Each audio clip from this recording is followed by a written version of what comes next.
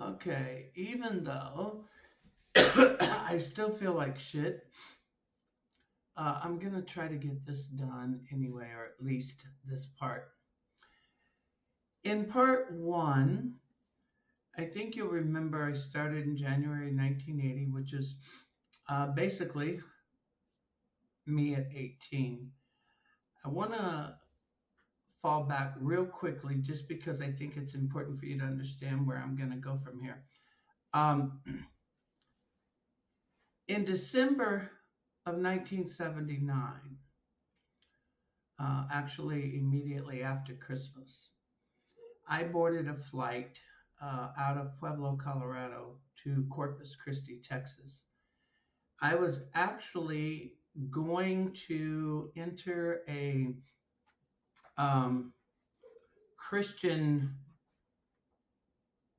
program that was actually located on an island, no less, in the Gulf of Mexico outside of Corpus Christi. It was called the Lighthouse. And I want to remember the program founder's name. I know it was Lester something. But when I arrived in Corpus Christi, it was nightfall. And I had traveled with, I don't know how many of you are old enough to remember in the 70s when people used to use these big trunks, reminiscent of the old days, for luggage. Well, I had one of those trunks, with my clothes and personal belongings in it. And I got picked up at the airport and got taken to a facility on the mainland in Corpus Christi. And they immediately started going through my things in the trunk. And as they started going through it and taking things out and saying that I couldn't have this, couldn't have that, I kind of had a change of heart. So I basically told them thanks, but no thanks. And they were very understanding and polite, so much so that um, they put me in my trunk in their vehicle and drove me out to the end of the long driveway of the property and let me and my trunk out on the side of the road. So I literally walked, dragging that trunk back into Corpus Christi. And I got a room at a Quality Inn hotel. This was before they changed their name to Choice Hotels, just so you understand. And in the process, I'd gotten a hold of my father, who was still alive and living in South Carolina, because they didn't have much money. And my dad did Western Union me money to pay for a hotel room and food for me to figure out what I was going to do. So I made arrangements with the Quality Inn to actually store my trunk and possessions in their storeroom. And I left and I hitchhiked from Corpus Christi, Texas to Denver. And it was an interesting journey, to say the least, because I ended up from Corpus Christi into Austin. From Austin, I ended up in Tulsa, Oklahoma. From Tulsa, I ended up in Kansas, and through snowstorms. And no, I wasn't dressed for it. But I eventually made it to Denver in a snowstorm. But I want you to remember this because when we get to these next scenes, I'll explain why. I ended part one um, in the fall of 1984. So, from October of 1984 through November of 1986. I know this says from November 84. The same thing. These are my addresses. And the top one in Golden, Colorado. These pictures are actually the one with me and a friend of mine, the Asian gentleman. He's from Singapore. Um, 1986, or excuse me, 1985, early 1985. Um, the one of me with the blue tie and the glass in front of me is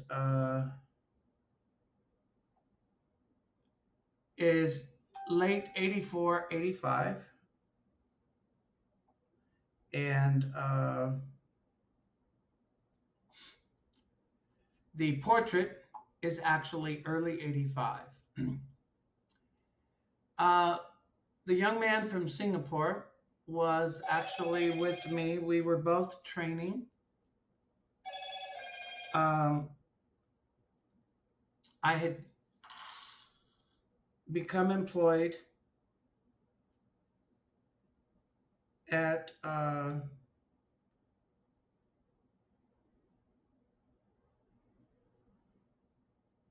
with the Westin hotel chain. I took a job at Westin Tabor Center, which was being built. Construction still hadn't finished.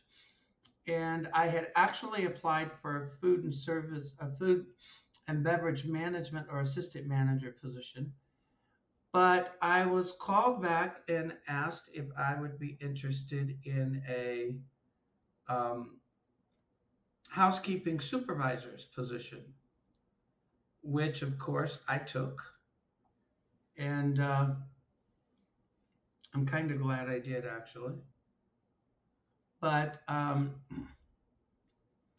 I had taken that position and was training new employees. But before I get ahead of myself, the address in Golden, I left New York after literally being tired of paying unions to work in New York City when I wasn't a union type person. And I didn't feel that my money, in all honesty, was benefiting me, it was benefiting the unions. So, a woman by the name of Elaine, I'm not going to use her last name, but Elaine had been trying to get me to move out to Golden and stay with her.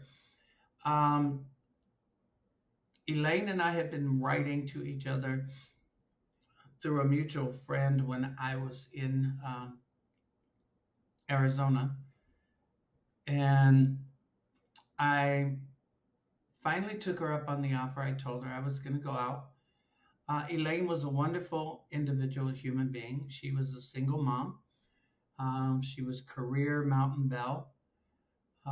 She had a teenage son who, quite frankly, was a lot like I was as a teenager and kid. She could not control him. He was angry. He did not listen to her. But Elaine was also a very lonely woman. She was obese. Um, she pretty much went to work, and her house was just covered in dogs and cats. So much so that she literally had rolls of tape that she used to take the pet hairs off of her clothing every morning before she left to go to work. But I went to stay with Elaine, and we got along fine. Um, I finally got her to going out a little bit and whatnot. But as I started with Weston, uh, a similar situation with Elaine started to surface. And sadly, I think that her loneliness had developed into this thing to where I think she thought that there was a possibility for something a little more personal, romantic, um, some type of relationship, which I simply could not. I just couldn't. It's just not me. But anyway, like I said, we got along. I continued to work. I got somewhat frustrated with the Westin and opened a catering business in Lakewood for a short time. And around March of 1985, I decided that I was going to drive out to New York and visit and drive down to South Carolina and visit family that I hadn't seen for a while. Now, prior to this, in late 84, in Decemberish, Elaine was driving an old Ford Crown Victoria. I mean, old, old. So we had went looking at cars because I needed to purchase a vehicle as well. And the first vehicle that I bought was a Pontiac T1000. Basically, it was your Pontiac version of a Ford Focus, I guess. Compact, small car, and Elaine co-signed the loan. But it got to the point to where I realized that Elaine was using my car so much that we went back and we did another deal to where I bought a Pontiac Fiero, which I put the down payment on, and she traded in the Crown Victoria on it. So she had the T1000, I had the Fiero. So I left and headed out on my trip. And I did this.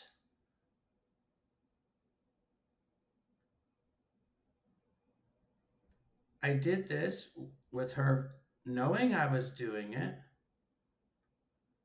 So there wasn't any, there wasn't anything that could be misunderstood. Like I said, she knew I was doing it. So I left, got to New York, and in the process of visiting in New York, I ended up meeting a couple of gentlemen who were more attuned to my interest anyway. And we started hanging out together, and one of them ended up planning on going to Key West, Florida. And because I had told him that I would be heading um, to South Carolina from New York, we ended up, we ended up traveling together. And one of the stops on the way was to DC. Um, I had helped a friend of mine in Long Island City actually move to DC before I left New York. In fact, I took over their apartment in Long Island City after he had gotten a job with the Keybridge Marriott um, in the DC area. So we went to DC, spent a couple of days in DC, and in the process, I was sick. So I had done something I normally don't do. He had asked if he could borrow the car, and I said yes. Well, he ended up getting the car towed. So I ended up having to get the car out of the impound lot. So that took me about 2 days. Once we did that, we headed south.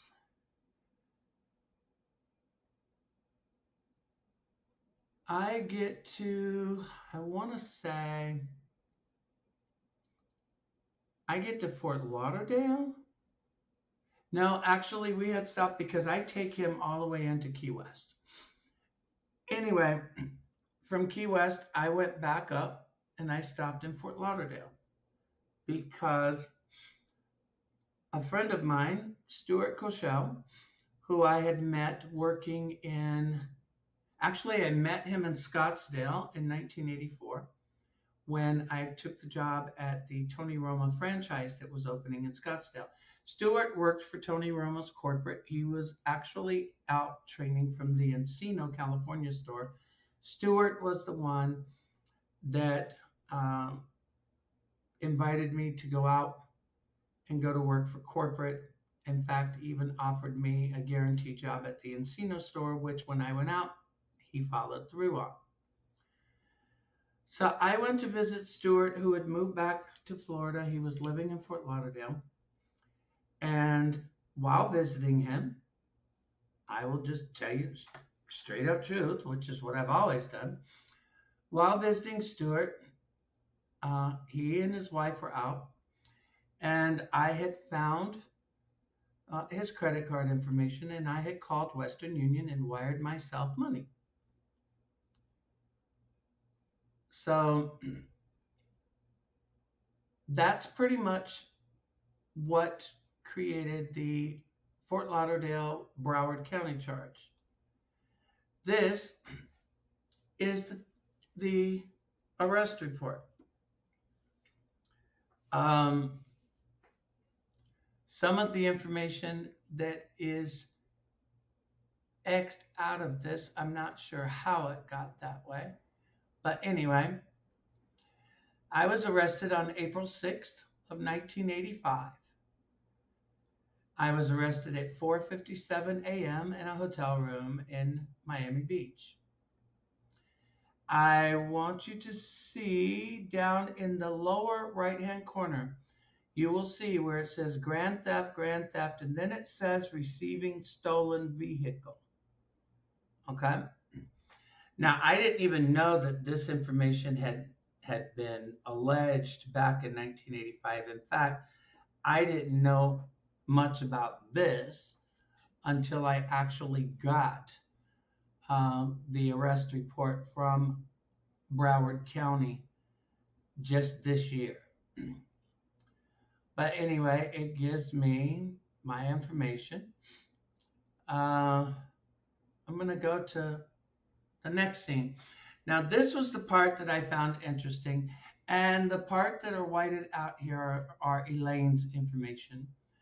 But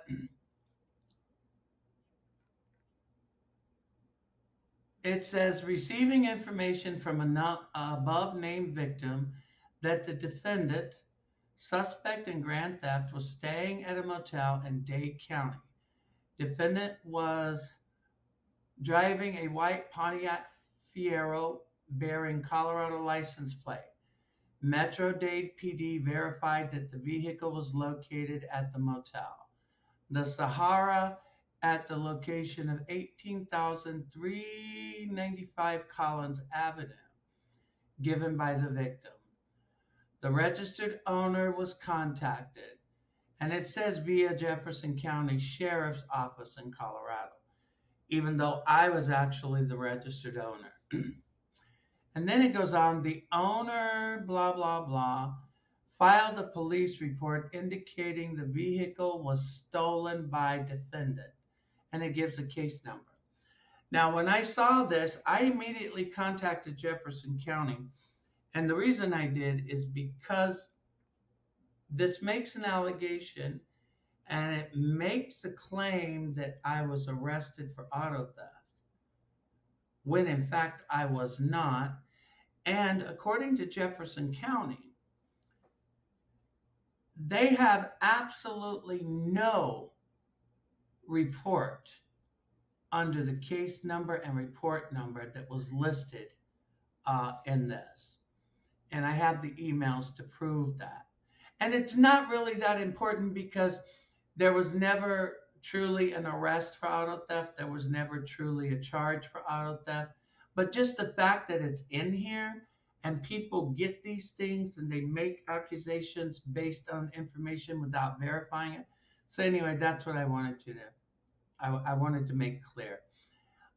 Anyway, it goes on. It says, note that a receipt from Western Union in the amount of $200 was found in the defendant's room when his belongings were collected. I also advised defendant about his Miranda rights and questions defendant.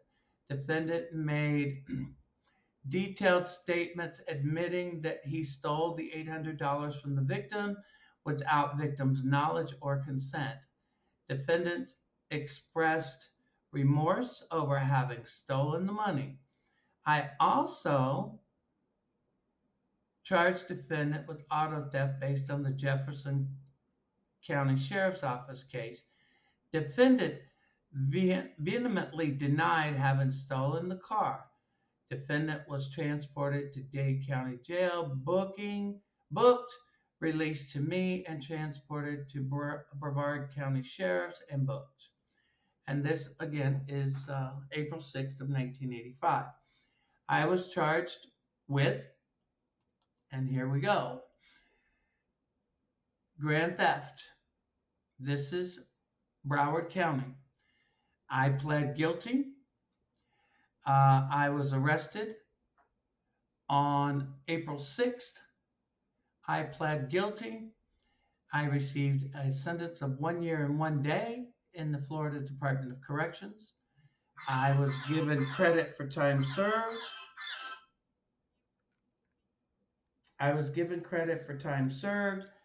As well.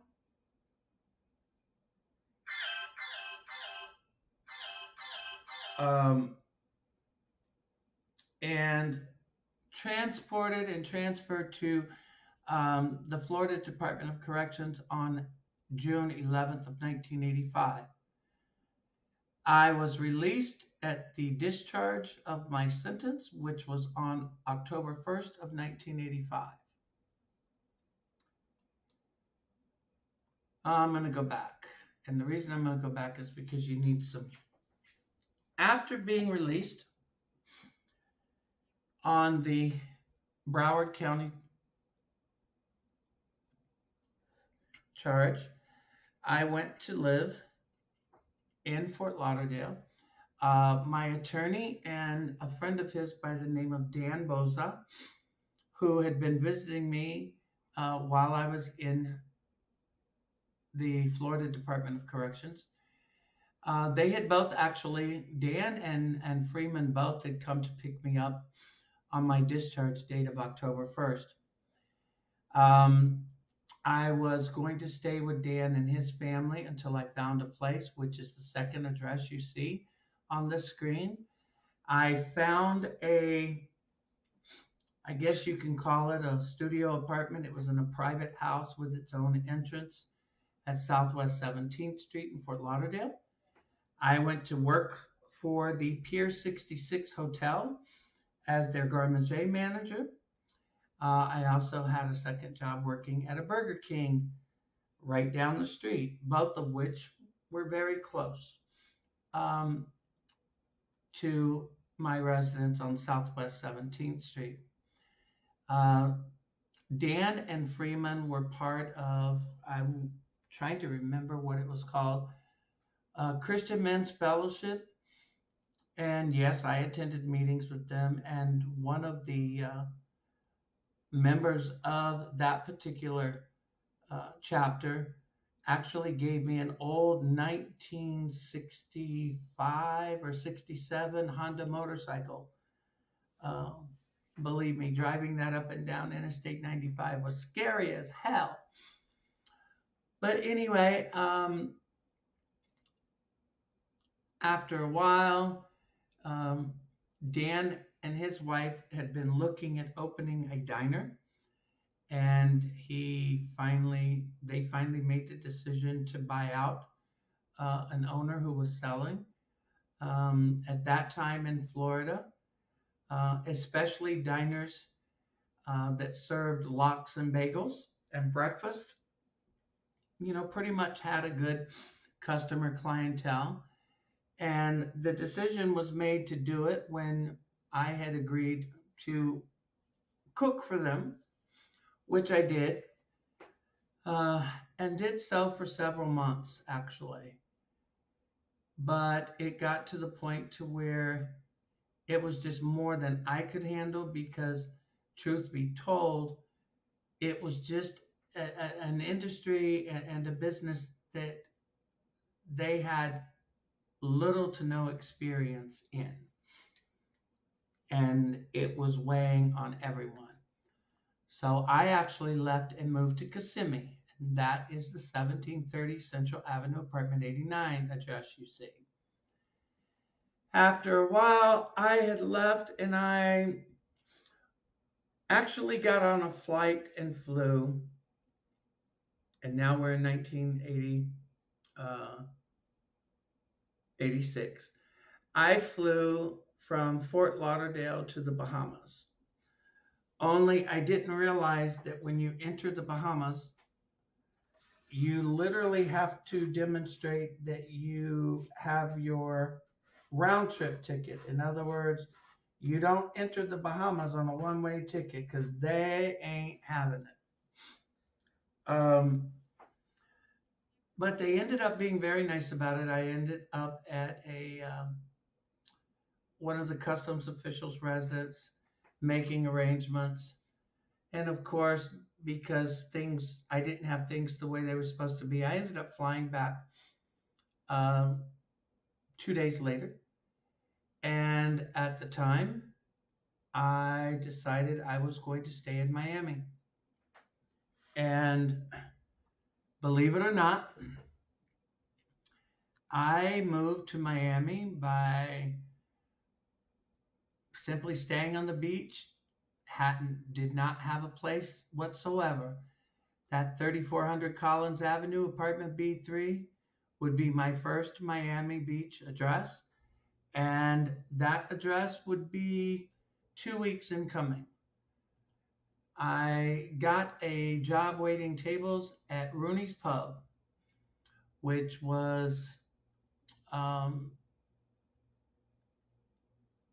across from a parking lot and a U for the beach.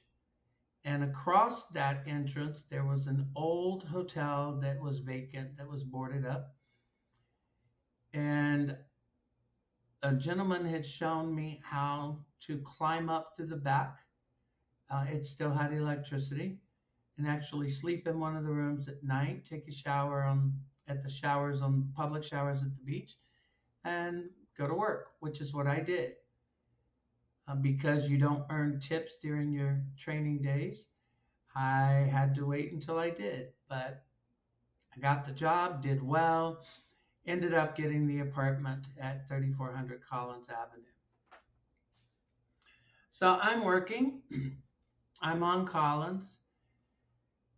Uh, Passover comes around, and I heard all of this talk about how you can make tens of thousands of dollars working Passover because the hotels literally pay you that kind of money because you're working the entire Passover. You're working all three meals. You're serving the same guest over every day for those three meals. And you're serving anywhere from 75 to 150 guests yourself each meal. So I actually worked Passover at the Shelbourne. So I took the job at the Shelbourne, and by doing so, I had to leave Rooney's Pub because, like I said, working Passover in Miami Beach in that era, you were there from very early in the morning until very late at night. And one of the conditions,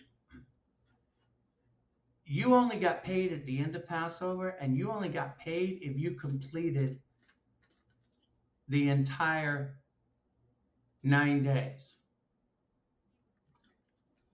So, but I enjoyed it. I enjoyed it so much that I learned how to sing Happy Birthday in Hebrew. God only knows how I managed to do that. but I did.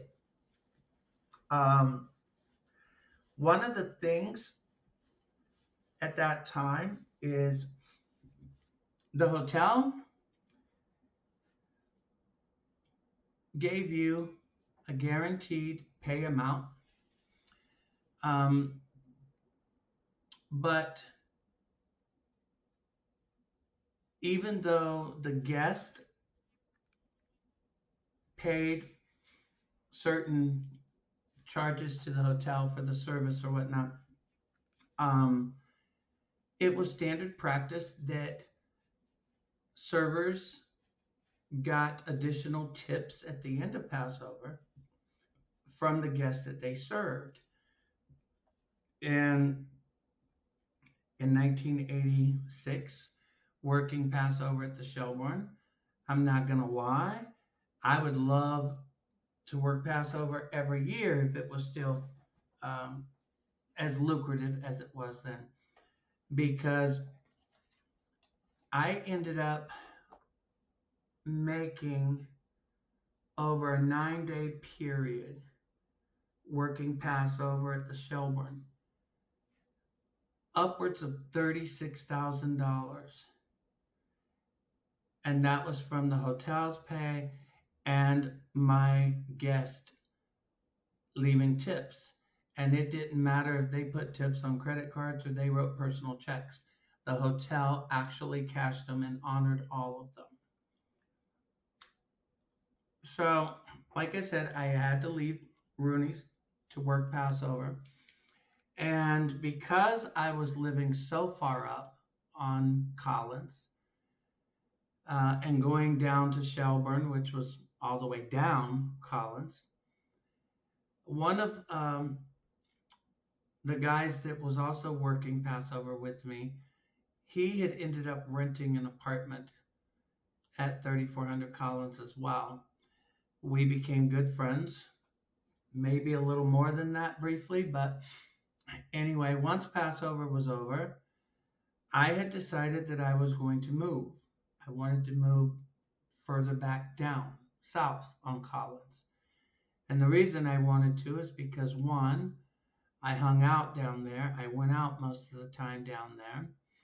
I had a good friend of mine, a Cuban, who was one of two sons to Cuban parents who had immigrated to Miami and who worked their behinds off and operated three different Cuban restaurants and a hotel on South Beach before the Art Deco um, renovation and the revival of South Beach called um, the Colony, which was the 200 block of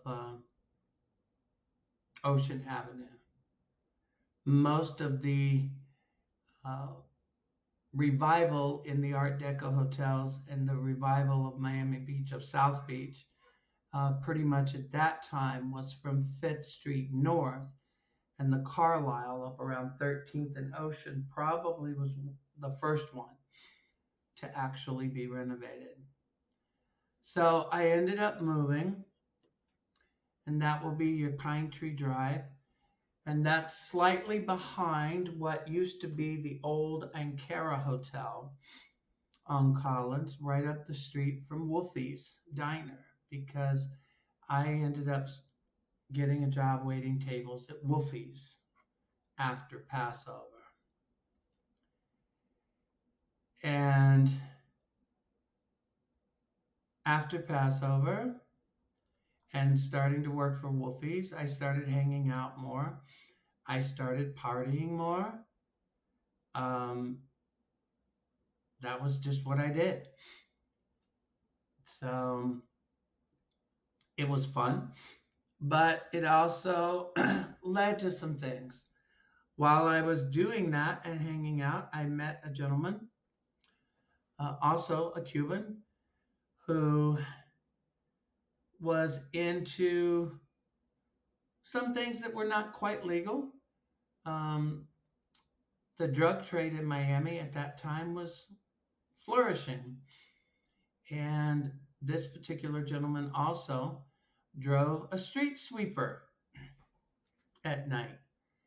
And we met, we got along, and I started tagging along and actually went out and started driving street sweeper with him at night. But he was also supplying a lot of coke to individuals that were cooking and making and selling crack. And crack cocaine had become quite popular at that time. And that was just what happened. So here we are in 86. And now I end up going to work at Wolfie's one day and I'm burning up. And my coworkers see it. The manager sees it and I'm sent home. Next thing you know, I'm actually taking a city bus to Mount Sinai Hospital. And just as I walk into the emergency room, an ER nurse manages to get um, underneath me, a wheelchair, just as I pass out. I'm running a fever of 107 and I have pneumonia. And next thing you know, I wake up with tubes down my throat and the doctor telling me that I have pneumonia and also telling me that I was extremely malnourished. So I'm in the hospital for about 7 days. When I'm released, I go back to Pine Tree only to find out that my roommate's a little upset because I left and went to the hospital and was gone for so long. So I start hanging out at the Ankara. It was at that time that I started going back and forth to JCPenney's, Burdine's, and writing checks, my own checks, um, that were no good, of course, paying my credit card balances because once you made the payment, they immediately released your credit limit, applied it, and you had availability to charge, which is what I did. And I was buying clothes and things, and yes, we were buying and selling and buying and using, but that's pretty much what I was doing. So I get arrested, and I want to get back to which scene I'm going to. All right, here we go. I was arrested in June of 1986. And I put all of this up here because I want you to see it. I highlighted it because the original charges listed 10 counts each of forgery and 10 counts of grand theft. No, there weren't 10 individual incidences. There were 2, actually. But, and I'll explain to you why. You'll see, for example, all of these, I don't know if the cursor shows up here or not, but all of these that are blacked out where you see no action to the far right, they go back to, if you look at the right-hand side of the screen, the highlighted yellow, look at number 17, 18, 19, and 20, where it says count 12, count 11, count 2, count 1, and it goes disposition modified or removed. Shortly after the arrest and charging, they modified and removed all counts except for 2 of each, 1 forgery, 1 grand theft from each incident. Because apparently at the time you can't charge multiple counts on a single incident or something. I don't know, but that was them. There was no plea deal made. There was no negotiation. This was something that was done even before my arraignment was scheduled.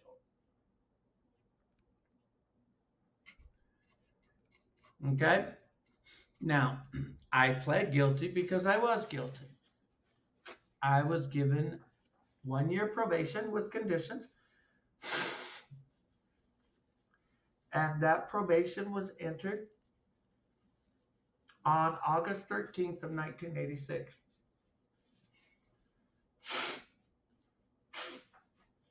After I was given probation and released, I went back. I want to go back to this one real quick. That's where I went to live at 350 Ocean Drive. It was one of the hotels that still had not been renovated for the revival, anyway. But um,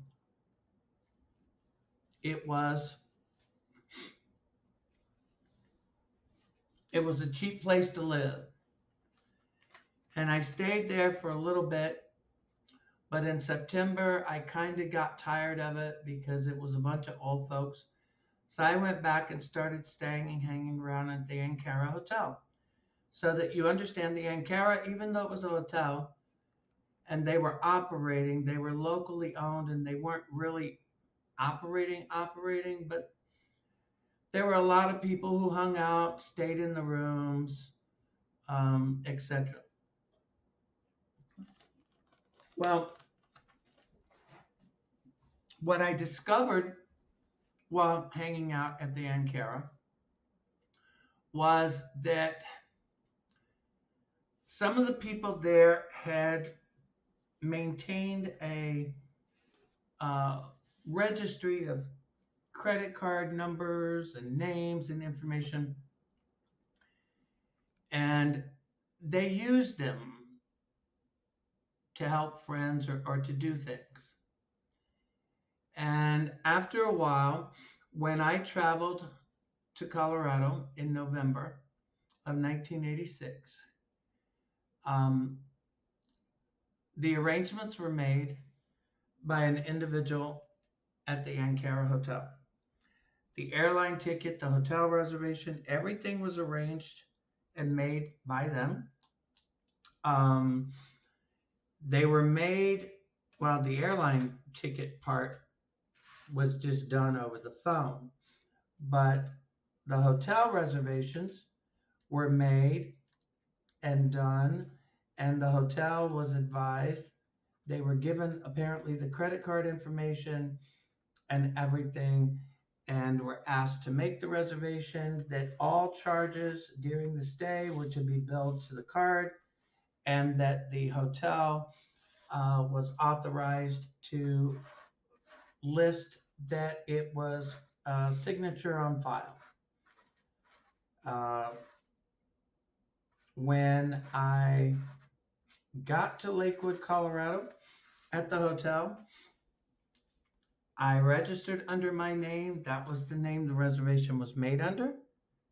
I did not sign anything other than my name. And I was told point blank that the reservations were made, that everything was paid for, payment methods were authorized, etc. Now, what you see on the screen, and I'm going to jump back, and I apologize for this because my mind's not working. This goes back to the charging date with the Miami case, and I wanted to point something out to you because this will come in handy further on. There was a charge of, where is it at? Where is it at? Where is it at? Okay, there was a charge of stolen okay, turned over to another. Why did the charge not show up on here? All right, I actually need to go back one, I think. All right, here we go. Okay.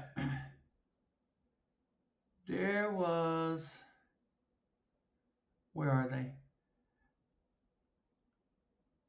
turned over to another agency.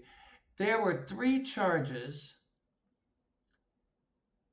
that were filed in the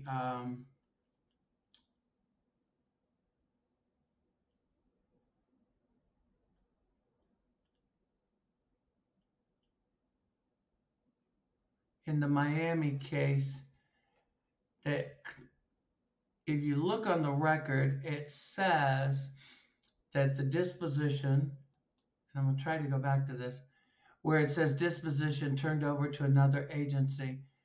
I can tell you now, okay, yeah, here we go. One was stolen property dealing in. It says disposition turned over to another agency. There was no agency that charged me with any such thing. There is another one here, charged to larceny, grand larceny, disposition turned over to another agency. That too is inaccurate, incorrect. But that's what they state anyway. Okay, here it is. Charge 1, passing forged instrument, turned over to another agency. None of that is accurate. Nothing was ever turned over to another agency. And there was no action on any such thing. But it is important to make sure that everything is clear and covered. I'm looking. All right, so I also highlighted something else for you. Number 25 on the right-hand side of your screen, where it says affidavit violation of probation issued warrant 11387. You're going to understand why I pointed that out here in just a minute. Because like I said, when I traveled to Colorado in November of 86, everything was arranged, had nothing to do with me. I did not make the arrangements. I did not have the credit card information, none of that. But I did travel to Colorado. Now, November 1986, I am arrested in Jefferson County, Colorado, Lakewood to be exact. And I'm arrested for unauthorized use of a financial transaction device and forgery. On the right-hand side of your screen, you're going to see the actual court case, and I'm trying to see if I can pull up, enlarge the number, and it's not letting me. So let me see if I can do it here. Only because I want to be able to read the case number. Let's see here.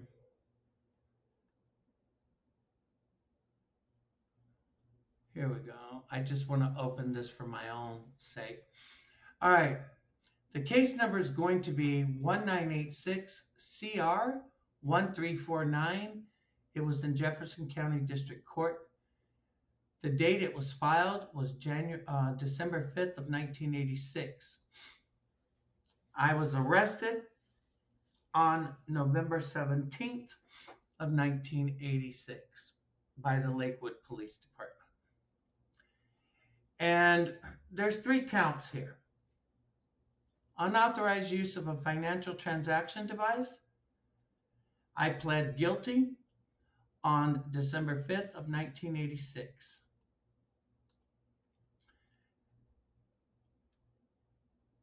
Forgery. I pled guilty on December 5th, 1986. There was a misdemeanor charge that the district attorney dismissed on his own. When I went to court on December 5th of 1986, let me tell you what happened. Because what you see here on the left-hand side of your screen which is from the Colorado Bureau of Investigations that says disposition guilty at trial on 4/22/87 simply is not true. There was no trial. Truth is, on December 5th of 1986, I walked into that courtroom in Golden, Colorado, and the judge in the case at the time was Judge Shannon. And I looked at Judge Shannon and I told him, Your Honor, I am prepared to plead guilty to all charges. I am asking that sentence be imposed immediately and that the maximum sentence be imposed and run concurrent. I was the one that made the district attorney aware of the fact that I was on probation at the time these crimes were committed. And under Colorado law at the time, the fact that I was on probation at the time automatically meant that the sentencing on these charges were aggravated. In other words, the sentencing range from minimum to maximum doubled compared to what they would have been. Okay? So the 16-year sentence was double the maximum 8 years without an aggravated factor. But either way, I pled guilty. Now, the judge had some reservations over it. The district attorney had some reservations over it. So we had a brief recess. The district attorney had asked the court to have the public defender discuss with me, which we did. We went back to court, and the public defender made it clear to the judge that I very much was determined to enter my guilty pleas. It was at that time that the district attorney had agreed that he had no problem with it and he would move to dismiss the misdemeanor charge. But the judge did not wish to impose sentence right then and there. He did order a pre-sentencing report. So for anybody to say that I was found guilty at trial, that's not true. For anyone to tell you that I was found guilty of a more serious forgery charge in 1987, that's not true. For anyone to tell you that I was arrested and charged with credit card fraud or check fraud, that's not true. Here is the Colorado Court Database. Again, you see the case number. It says Judge Kenneth Barnhill. Barnhill ended up taking the case over. Charges: unauthorized use of a financial transaction device. Plea date: December 5th, 1986. Count 2, forgery, second degree. Plea date: December 5th, 1986. Count 3, unauthorized use of a financial transaction device, class 2 misdemeanor. Disposition: dismissed by DA.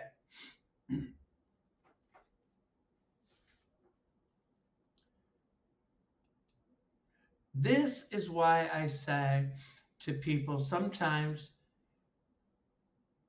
you think that you have official records, but you don't pay attention to what you're looking at, and you don't pay attention to the notices that these third parties or these agencies make clear to you. The information in their databases are based on the agency inputting.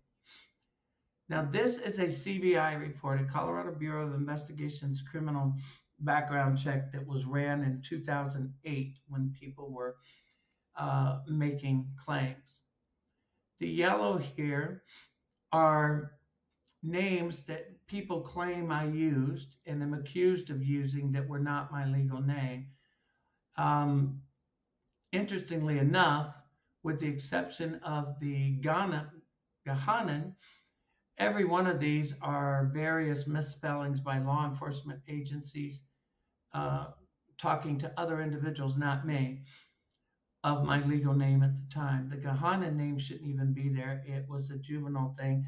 It had nothing to do with the name being used. It had to do with being given a nickname at Cochise Community College by some Iranian students that I went to school with that just happened to tell a sheriff's deputy when they were looking for me after running away from Vision Quest that they had given me that nickname, not that I had ever used it. But I want to get to some other stuff. See this scars and marks. Now, this, like I said, is Colorado Bureau of Investigation's Crime Information Center. Scars and marks, tattoo abdomen, tattoo left arm, tattoo left shoulder. Tattoo abdomen, tattoo left arm, incorrect. No tattoos on my left arm, no tattoos on my stomach. One and only tattoo ever in my life is, in fact, on my left shoulder. Lakewood PD, fraud, illegal use of credit cards, offense date, November 17th, 1986. Not true.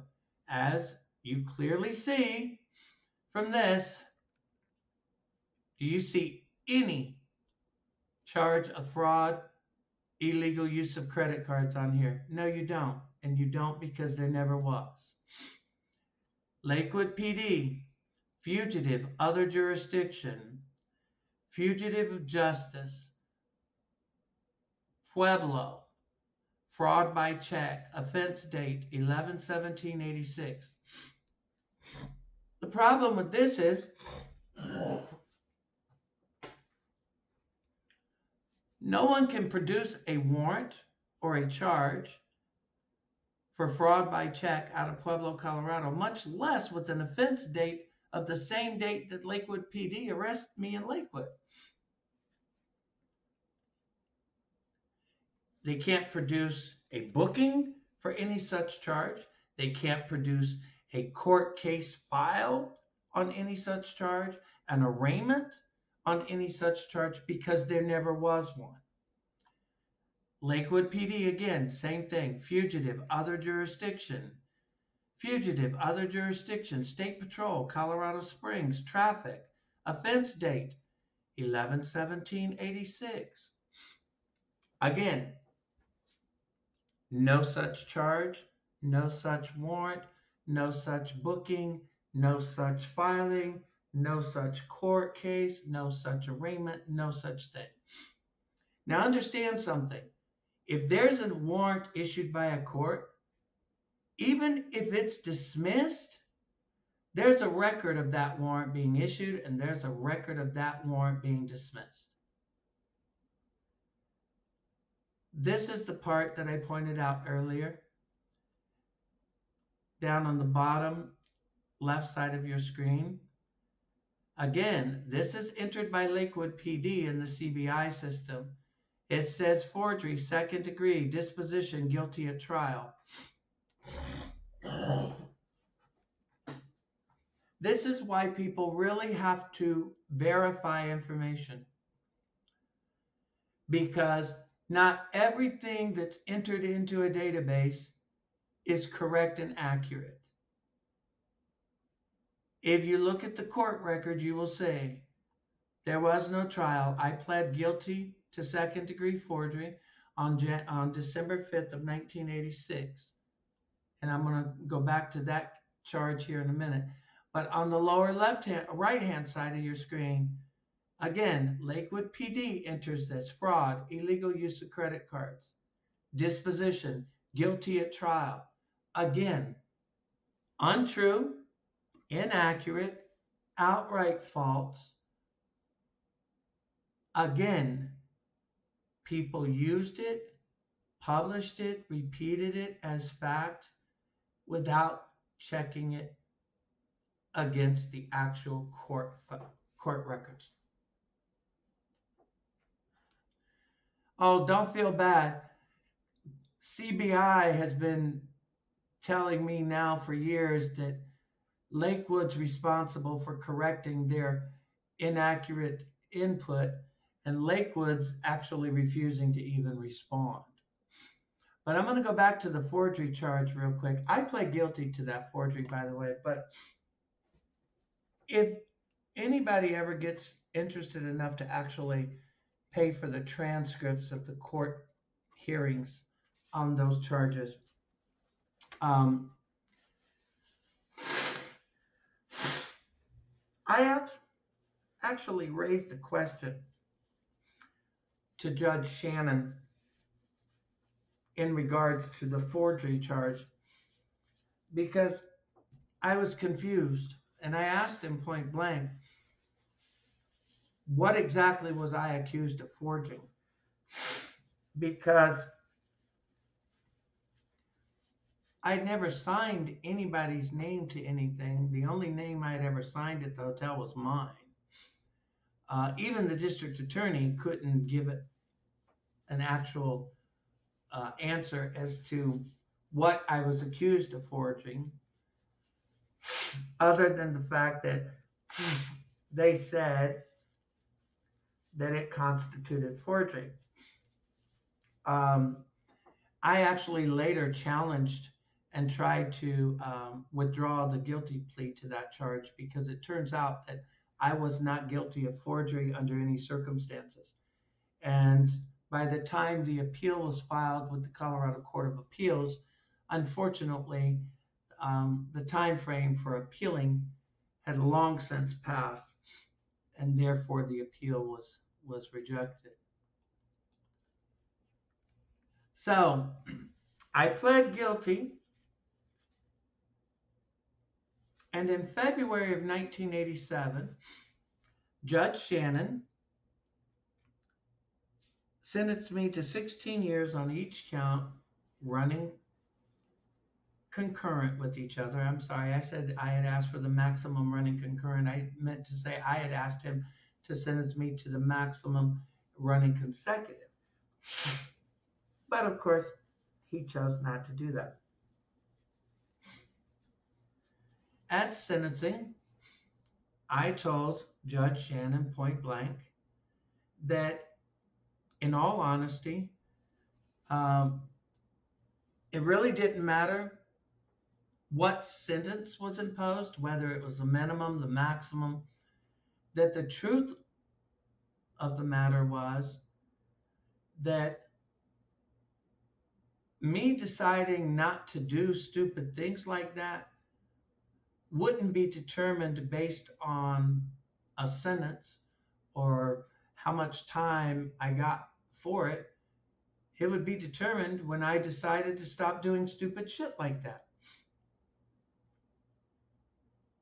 which you're going to see here on the next part, that I had made my decision to stop doing stupid shit like that. But when people decide to publish things without verifying them, they not only open themselves up for libel, they show how reckless they truly are. Despite the false claims, I was charged and convicted for check and credit card fraud and convicted in 1987 of a more serious forgery charge. That simply is not true. The Lakewood, Colorado Police Department entering in system I was arrested on a warrant out of Pueblo, Colorado for check fraud is also incorrect information, as was the claim I was arrested on a warrant out of Colorado Springs, Colorado, issued by the State Patrol. What no one bothered to pay attention to were the offense date entries on those alleged fugitive other jurisdiction warrants that did not exist. Not only was I not arrested on or charged with any such charge, neither ever had a booking, processing, filing by any DA or any court case ever filed. No warrants alleged are recorded, and they would have had to have been dismissed if they had in fact been issued. That in itself should have been a hint to a certain reporter claiming I had been arrested on a Pueblo warrant for check fraud, but they could not find any record of the warrant or case, but they still made the false claim anyway. Despite the false statements, I was found guilty of all charges at trial. I've never taken a case where I was guilty to trial, nor have I ever pled a case down, making a deal, etc. But I have always simply immediately pled guilty. I specifically included the incorrect CBI reports that were being published to show how so-called official records are not always accurate and why the agencies note the information in their system's accuracy is the responsibility of the agency who actually input it. This concludes part two, because part two ends as I enter the Colorado Department of Corrections in 1987.